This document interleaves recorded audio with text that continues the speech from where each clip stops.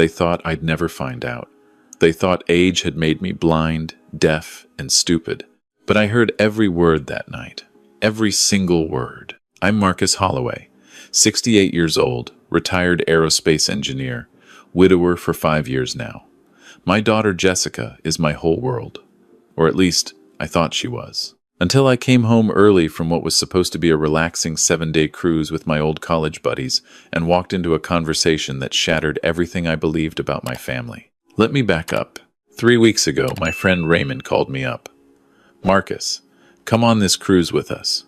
You've been cooped up in that condo since Linda passed. You need to get out, see the ocean. Remember what living feels like. I hesitated. I'm not much of a cruise person. But Raymond was right. I'd been rattling around my beachfront condo in Manhattan Beach like a ghost. The place felt too big, too quiet, too full of memories. So I agreed. 7 days. Alaska cruise. Glaciers. Wildlife. Fresh air. I made it exactly 2.5 days before I got violently seasick. The ship's doctor gave me pills that made me sleep for 18 hours straight, and when I woke up, I knew I couldn't take 5 more days of this. I told Raymond I was catching a flight from the next port. He understood. Take care of yourself, Mark. Call me when you get home. I didn't tell Jessica I was coming back early. Why would I? She was busy with her marketing job, her husband Brad, their life. I figured I'd just show up, surprise her maybe, have dinner together. She'd been distant lately, always stressed about something, always on her phone. I thought maybe we could reconnect. The flight from Juneau to LAX was exhausting. I got home around 9 p.m. on a Wednesday. The lights were on in my condo. I could see them from the parking garage. That was odd. Jessica had her own place in Culver City. She shouldn't be here. I took the elevator up to the penthouse, my key already in my hand. As I unlocked the door, I heard voices, multiple voices, and one of them was definitely not my daughter. I stepped inside quietly. The voices were coming from the dining room, my dining room, the one with the hand-carved table Linda and I bought in Italy 20 years ago. I stayed in the hallway, hidden by the wall, and I listened. So if we can get Marcus to sign this power of attorney, an unfamiliar male voice said, we can move forward with the sale.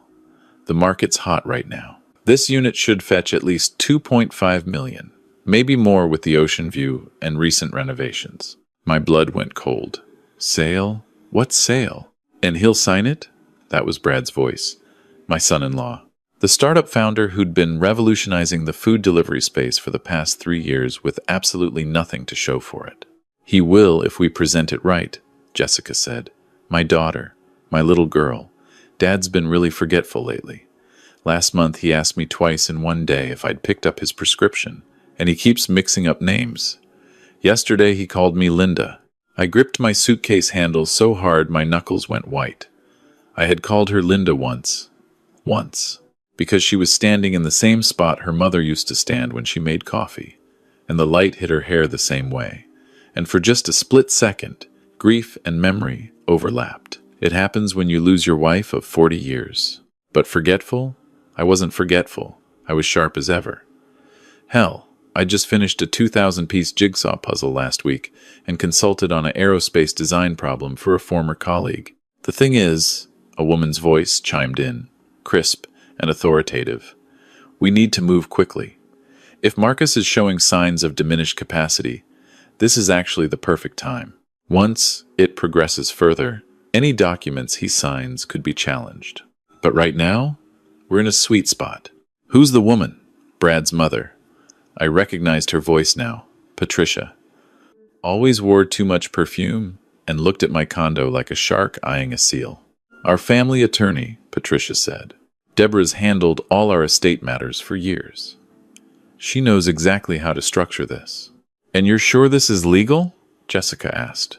She sounded uncertain. Good. At least there was some hesitation in her voice. Completely legal, Deborah assured her. If your father is experiencing cognitive decline, the responsible thing is to let family step in and manage his assets before he makes poor decisions. Seniors lose billions every year to scams and bad investments. You're protecting him. Protecting me. Right. What about the pension fund? Brad asked. Can we access that too? My pension. $1.2 million. The reward for 42 years of designing aircraft systems. I'd been planning to use it to set up a scholarship at my old university. Linda and I had talked about it before she got sick. The pension's trickier, Deborah said. But once we have power of attorney, we can restructure things. Move it into a joint account for easier management. Then, if necessary, funds are needed for his care or living expenses. There's flexibility. His care expenses are minimal, Patricia said. Marcus is healthy as a horse. This is about Brad's situation. The investors are threatening to sue. We need $800,000 by the end of the month, or Brad loses everything. $800,000. So that's what this was about. Brad's failed startup had finally imploded, and they were planning to carve up my life savings to save his ass. Mom, keep your voice down, Brad hissed. Well, it's true, Patricia said. We've already put in $200,000 ourselves. We can't afford any more. Marcus has been living in this expensive condo all alone, doing nothing with his money. He doesn't need a 3-bedroom penthouse with ocean views. We could move him somewhere smaller, more manageable, and use the difference to solve our problems. He loves this place, Jessica said quietly. Mom, and he picked it out together. Your mother's gone, sweetheart, Patricia said in that syrupy voice I'd always hated. Marcus is living in the past. He needs to face reality. And frankly, so do you and Brad. This is your inheritance we're talking about. Would you rather it all go to some random charity when he dies? Or would you rather secure your future now while you can actually enjoy it? Inheritance. They were talking about my death like it was a pending transaction. I should have walked in right then, confronted them, thrown them all out. But I didn't, because I'm an engineer. And engineers don't react emotionally to problems. They gather data, they analyze, they find the optimal solution. So I stood there in my own hallway, in my own home, and I listened to my daughter and her husband and his parents plan how to take everything I'd worked for my entire life. When do we do this? Brad asked. This weekend, Deborah said. I'll come by Saturday afternoon. Marcus will sign the power of attorney. We'll tell him it's just updated emergency paperwork. Then Monday, we list the condo. In this market, we'll have offers within a week. Close in 30 days. That gives us time to handle Brad's investor situation and still have a comfortable cushion left over. What do we tell Dad about selling the condo? Jessica asked. We tell him we found him a lovely senior living community, Patricia said brightly. Ocean view, activities, people his own age. We frame it as an upgrade. By the time he realizes what's happening, it'll be done. My hands were shaking, actually shaking. I'm not a violent man, never have been. But standing there, listening to them discuss dismantling my life like I was already dead, something dark and cold settled in my chest. They thought I was powerless. They thought I was just a confused old man they could manipulate. They were wrong. I quietly rolled my suitcase back to the elevator, went down to the parking garage, sat in my car for 20 minutes, breathing, thinking, planning. Then I drove to a hotel, checked in, turned off my phone, and I started making calls. The first call was to Robert Chen. Robert had been my estate attorney for 30 years. He'd helped Linda and me set up our trust, our wills, everything. He'd held Linda's hand at the funeral. He was more than my lawyer. He was my friend. Marcus? Robert's voice was surprised when he answered at 10 p.m. Everything okay? Robert, I need to see you first thing tomorrow morning, and I need you to pull my complete estate file. Everything. What's going on? I'll explain tomorrow. But Robert, this is urgent, and I need complete confidentiality. Don't tell anyone I called you. Not your secretary, not anyone. There was a pause. Then, I'll clear my morning. 8 a.m., I'll be there. The second call was to Dr. Sarah Kim, my primary care physician. Dr. Kim, this is Marcus Holloway.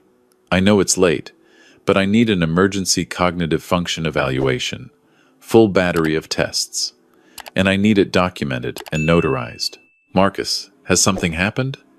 Are you experiencing symptoms? No, but someone's about to claim that I am, and I need medical proof that I'm completely sound of mind. She was quiet for a moment. Then, come in tomorrow at noon. I'll run every test we have.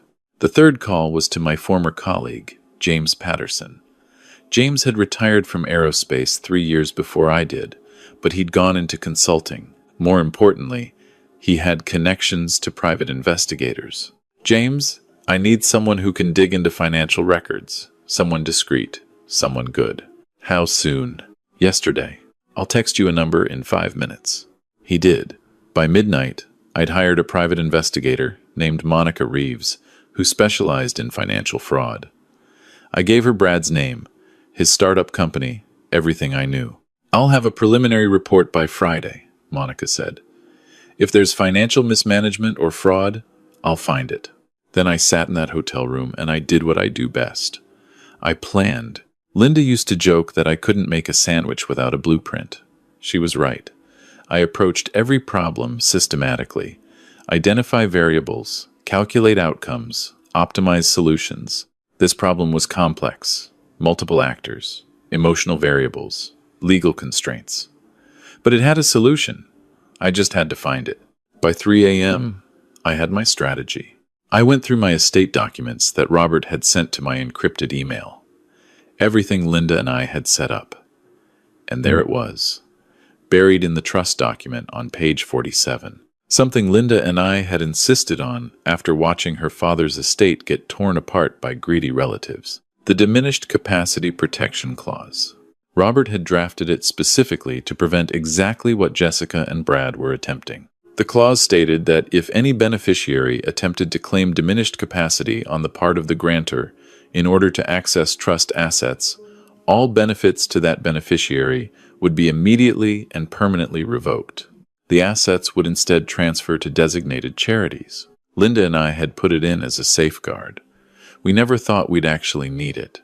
But here we are. The clause required 3 things to trigger: documented evidence of the claim, medical certification that the grantor was actually of sound mind, and formal declaration from the grantor that the protection clause should be invoked. I could get all 3. I didn't sleep that night. I sat in that hotel room, going through every detail, every possible outcome. Because this wasn't just about money. This was about my daughter, my only child, the little girl I'd taught to ride a bike, walked down the aisle, held when her mother died. Was I really going to do this? Was I really going to cut her out of everything? I stared at a photo on my phone. Jessica, at 8 years old, gap-toothed smile, sitting on my shoulders at Disneyland. She'd been so happy that day, so innocent. Where had that little girl gone? But then I remembered her voice in my dining room, cold, calculated. Dad's been really forgetful lately, lying about me, setting me up, planning to take my home, my independence, my dignity. That wasn't my little girl anymore. That was a stranger who saw me as an obstacle, a resource to be liquidated. The decision crystallized, hard, clear, irreversible. By Thursday morning, I was in Robert's office. "Tell me everything," he said. I did. Every word I'd overheard. Robert's face got darker with every sentence. When I finished, he was quiet for a long moment. Then he said, "Marcus, what they're planning is elder financial abuse. It's a felony in California. You could press charges." "I don't want my daughter in prison, Robert." "Then what do you want?" "I want to trigger the protection clause. I want to teach her a lesson she'll never forget. And I want to make sure this never happens to me or anyone else again." Robert pulled out the trust document, read through the clause, looked up at me. "You're sure about this? Once we invoke it, it's permanent. Jessica and Brad will get nothing. Everything goes to the charities you and Linda designated." "I'm sure. But Robert, I want to add something. A provision. A way back."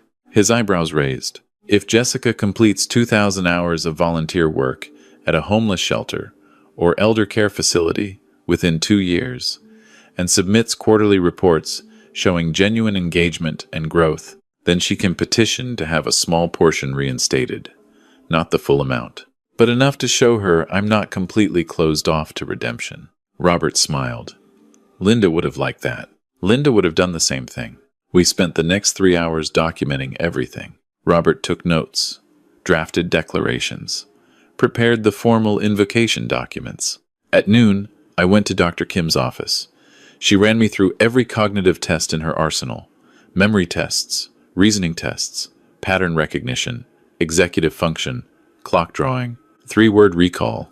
I scored in the 95th percentile for my age group. Marcus, your cognitive function is excellent, Dr. Kim said. Better than most people 20 years younger. I'll have the notarized documentation ready by end of day. Thank you, Sarah. Marcus, I have to ask, what's really going on? I told her. Not everything, but enough. Her face hardened. I see this too often, she said quietly. Adult children who convince themselves their parents are failing so they can justify taking over. It's abuse, Marcus. I'm glad you're fighting back. By Friday afternoon, Monica called me. Mr. Holloway, I have that report, and you're going to want to sit down for this. I was already sitting. Go ahead. Brad's startup, Fresh Dash, has been insolvent for 8 months. He's been paying operating expenses with investor funds, which is fraud. He's got $780,000 in debts, not $800,000. But here's the interesting part. His parents, Patricia and Gregory, loaned him $200,000 last year. They took a second mortgage on their house to do it. So they're in financial trouble too. Desperate financial trouble. They're 3 months behind on that mortgage. If Brad doesn't pay them back, they could lose their house. Suddenly, it all made sense. This wasn't just greed. This was desperation. Brad and his parents were drowning, and they decided to use me as a life raft.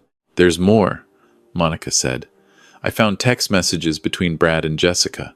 Brad's been pressuring her for months, telling her you're too old to manage your own money, showing her articles about elder dementia, basically grooming her to believe you're incompetent. My stomach twisted. Can you send me those messages? Already in your email. Mr. Holloway, this is textbook financial manipulation. You have grounds for a restraining order if you want one. I want the evidence preserved, notarized, if possible. I may need it. Consider it done. That evening, I finally turned my phone back on. 17 missed calls from Jessica, 12 voicemails, dozens of texts. Dad, where are you? Dad, I'm worried. Please call me. Dad, your friend Raymond said you left the cruise early. Are you okay? Dad, please. I'm scared. Just let me know you're safe. I almost called her back. Almost. But then I remembered her voice. Dad's been really forgetful lately. I texted back. I'm fine. Needed some time alone. We'll be in touch soon. Her response came immediately. Where are you staying? I'll come get you. I'm okay, honey.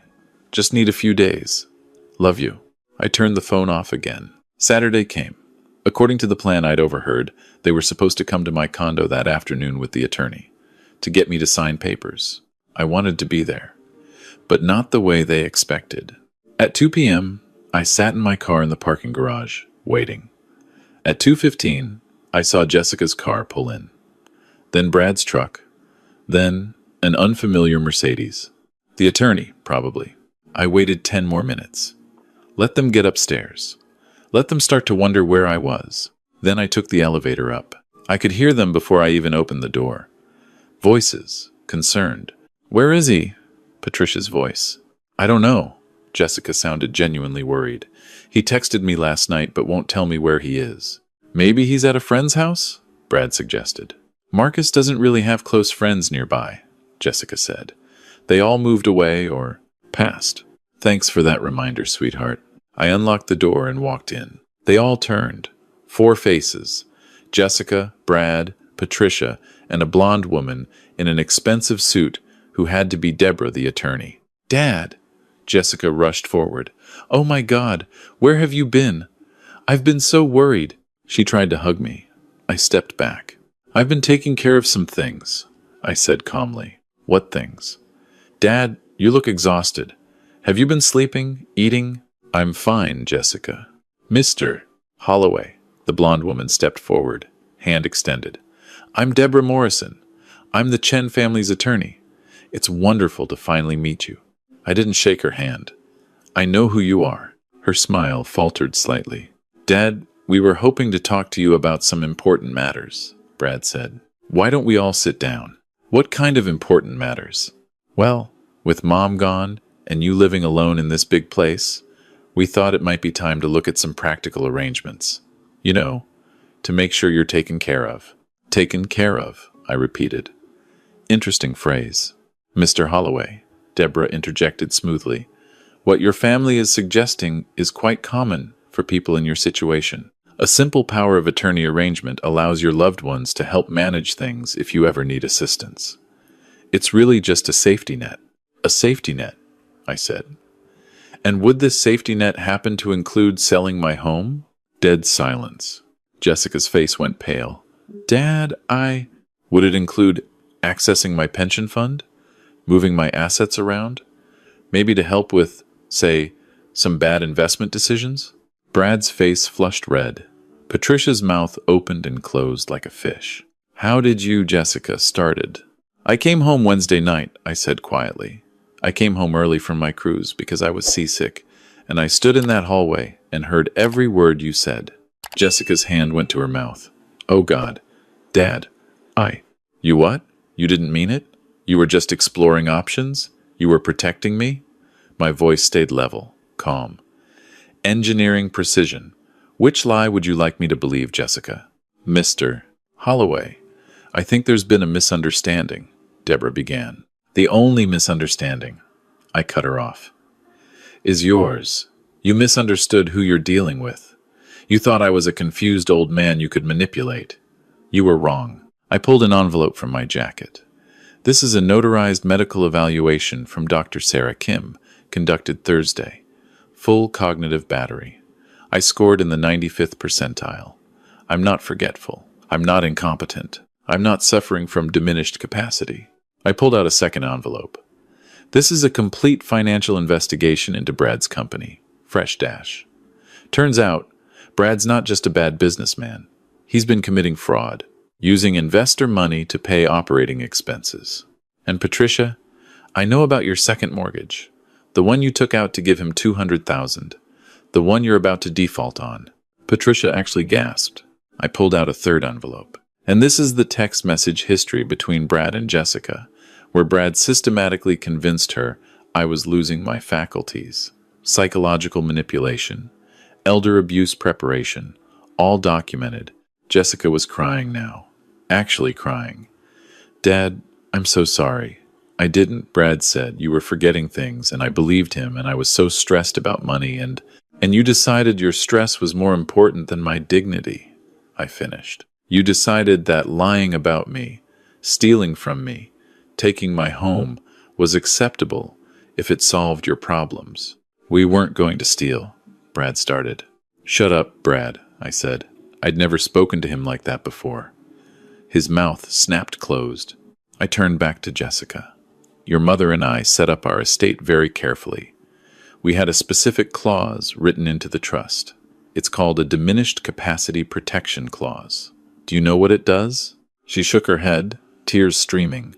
It automatically disinherits any beneficiary who attempts to claim diminished capacity on the grantor in order to access assets. It was designed specifically to prevent what you tried to do to me. Dad, please. As of this morning, that clause has been formally invoked. You and Brad are no longer beneficiaries of my trust. Everything goes to the charities your mother and I designated. The Alzheimer's Association, the Linda Holloway Scholarship Fund, the Aerospace Museum, organizations that actually help people instead of preying on them. Jessica collapsed into a chair. Dad, no, please. I made a mistake. I'm so sorry. Please don't do this. And here's the thing. Seeing her like that, broken and crying, part of me wanted to give in. Part of me wanted to be the dad who fixed everything, who forgave everything. But I couldn't, because this wasn't about money. It was about something deeper. You didn't make a mistake, Jessica, I said quietly. You made a series of choices. You chose to believe Brad's manipulation instead of trusting your own father. You chose to meet with an attorney behind my back. You chose to plan selling my home without even talking to me. Those weren't mistakes. Those were choices that showed me exactly how you see me, as an obstacle, an asset, not as a person. That's not true. I love you. Do you? Because Wednesday night, I heard you tell your in-laws that I don't need this expensive condo, that I'm living in the past, that I should face reality. You talked about my death like you were waiting for a clearance sale. Patricia stood up. Marcus, you're being completely unreasonable. We were trying to help you. Get out of my house. Excuse me? Get out of my house. You have 60 seconds before I call security. You can't just, Brad started. I can. This is my home. My name on the deed. And you're trespassing. Deborah, the attorney, actually had the sense to look embarrassed. She gathered her briefcase. I think we should go. Patricia sputtered, but Deborah steered her toward the door. Brad followed, his face red with rage or shame or both. Jessica didn't move. She sat in that chair, sobbing. I waited until the others were gone. Then I sat down across from her. Dad, she whispered, please, I'll do anything. I'll pay you back. I'll leave Brad. There is one thing, I said. She looked up, hope in her eyes. I've added a provision to the trust. If you complete 2,000 hours of volunteer work at an elder care facility or homeless shelter within the next 2 years, and submit quarterly reports showing genuine engagement and understanding of what you've done, you can petition to have a small portion reinstated. 5%. 5% of everything? That's all. And only if you do the work. Real work. Not just showing up for hours. Actually learning. Actually understanding what it means to be vulnerable. To be dismissed. To be treated like you don't matter. She was quiet for a long moment. Then, what if I don't? Then you get nothing. And we're done. Dad, that's not fair. Fair? My voice went hard. You want to talk about fair? You tried to put me in a home, Jessica. You were going to sell the place your mother and I built our life in. You were going to take everything I worked for and use it to bail out your husband's failed business. Don't talk to me about fair. She flinched like I'd hit her. I stood up. You have a choice. Spend the next 2 years learning what it means to care about people who can't benefit you, or don't. But either way, this is over. The old Marcus, the one who would have just forgiven and forgotten, he died Wednesday night in that hallway. You killed him when you chose greed over love. I walked to the door, opened it. You need to go now. She stood slowly, wiping her eyes. At the door, she paused. I really am sorry, she whispered. I know you are. You're sorry you got caught. That's not the same as being sorry for what you did. She left. I closed the door behind her and stood there in my empty condo. The place Linda and I had loved. The place I'd almost lost. My phone rang. Robert. Marcus.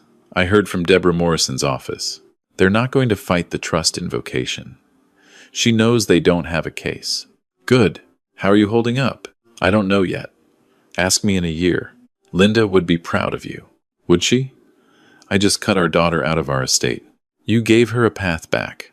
That's more than a lot of people would do. And Marcus? You didn't cut her out. She cut herself out when she made those choices. You just held up a mirror. Maybe he was right. That was 6 months ago. I still live in my condo. Still wake up every morning to the sound of waves. Still feel Linda's absence like a physical ache. Jessica started her volunteer work 3 months ago. She sends me reports every month. They're getting better. Less defensive. More thoughtful. She's working at a memory care facility, helping people with Alzheimer's. Last week, she wrote, Dad, I met a woman today who reminded me of Grandma. Her daughter never visits. She cried when I read to her. I finally understand what you meant about being invisible. I'm so sorry it took this for me to see it. I cried when I read that. Actually cried. I don't know if we'll ever be okay again. I don't know if I'll ever trust her the way I used to. But she's trying. That's something. Brad and Jessica got divorced 4 months ago. He filed for bankruptcy. Patricia and Gregory lost their house. Last I heard, Brad's working in sales somewhere. I don't feel sorry for them. Sometimes people ask me if I regret what I did, if I wish I'd handled it differently. The answer is no. Because here's what I learned. Respect isn't something you're owed just because you're someone's parent. Trust isn't automatic. Love, real love, means protecting yourself when the people who claim to love you try to hurt you. I'm 68 years old. I'm not powerless. I'm not finished. I'm not a resource to be managed or an obstacle to be removed. I'm a man who spent 42 years designing systems that keep aircraft in the sky. I'm a man who loved his wife with everything he had. I'm a man who will always leave room for redemption, but will never again be anyone's victim. They thought I was weak. They were wrong. And every morning when I wake up in my home, the home I fought for, I'm reminded that sometimes the strongest thing you can do is refuse to be diminished by the people who should know better. I'm Marcus Holloway, and I'm just getting started.